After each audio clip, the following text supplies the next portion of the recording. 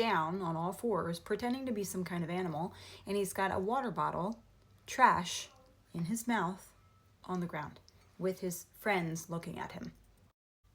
I want to share a story with you about my 8-year-old and peer pressure and how parenting someone into loving themselves is never as easy as you want it to be. Hang out for a bit, maybe you can help me, and maybe this might help you. Every week we have sports on the same day, and every day after this one sport, we go outside and play with the kids that are in his class. They love playing together, and they usually play pretty well. There is one kid that's super bossy, but they kind of just mend and mold, and we have conversations after about you don't have to let people tell you what to do, all the stuff, you know. Today I walk up early to get them and break it up because I have to go pick something up. Right? Now, mind you, they're like 10 feet from me, so I can hear them. I can like kind of see what's going on, but not totally. I don't want to be all helicoptery, you know.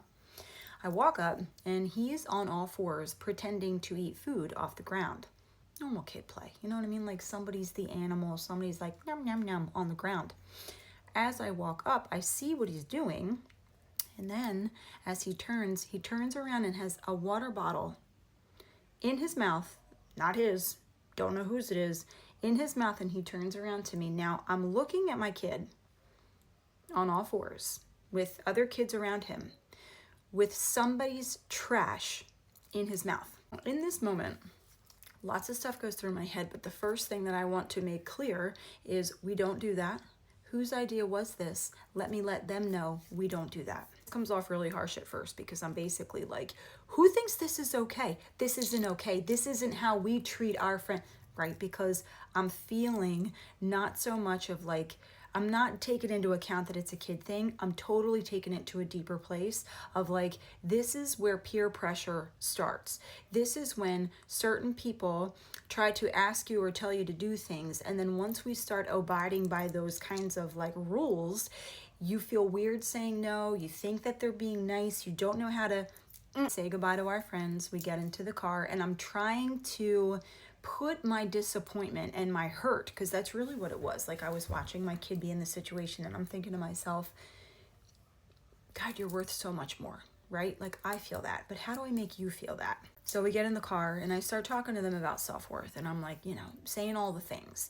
Friends do not ask friends to do things that could hurt them. It doesn't even matter if they would do it. If this person's doing something that you know is wrong, when they ask you to do it and that's wrong too, it doesn't feel good, they're not your friend. Friends see your worth. They want the best for you. They might not agree with you all the time, but they don't put you in harm's way.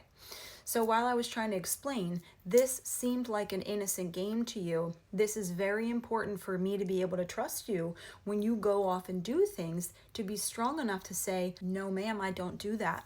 I don't want to play anymore. I don't like this. I don't feel comfortable, whatever you want to say. And then it got to the point where I was like, you just say no.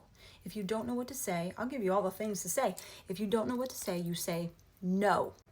If that person who calls themselves your friend doesn't take no for an answer and keeps pushing, they're not your friend. When they come up and they try to talk to you about being a friend, that's when we can go into a little bit deeper with it. My friends don't ask stuff of me more than once when I say no.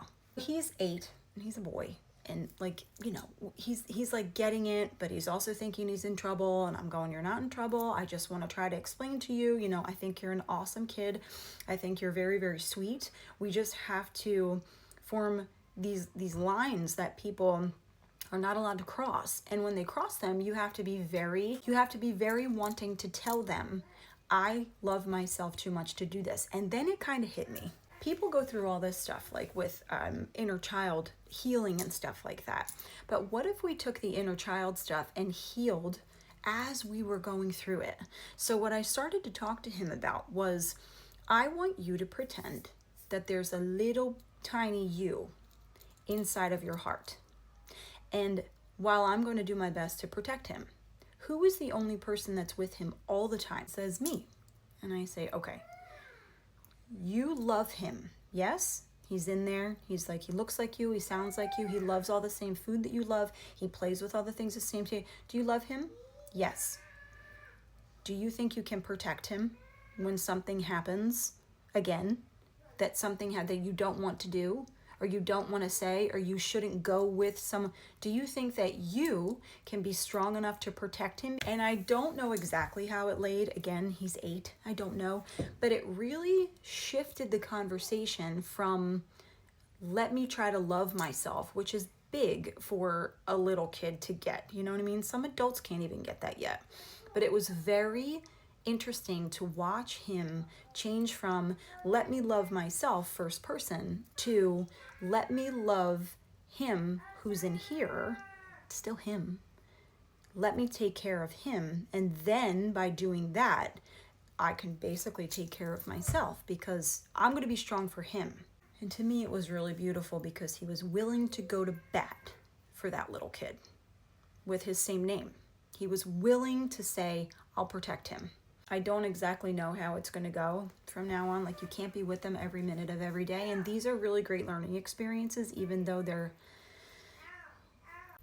not fun and they're hard and they're like your tone and the way you're reacting, and then you're like, am I reacting this way because of the stuff that I went through? Like, I have my own stuff to go, am I doing this too early? Was it just kids play? But then, you know, your gut's like, no, absolutely not. Like, there's a time, and it's always the time to say, no, I'm worth more than this game.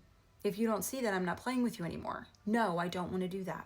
Well, now, but I thought that was a really cool experience. Not when I was in it, but the aftermath as far as the third person thing and how he really took to wanting to protect that little him that was inside of his heart. So let me know what you guys think. It's scary.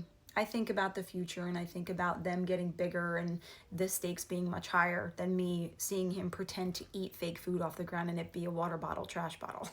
You know what I mean?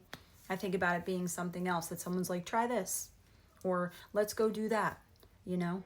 And like the outcome is much different. Ending on a positive note, throw a follow in and just throw your comments in. I would love to hang out with you guys and just talk mom stuff or life stuff or self-worth stuff. Well, maybe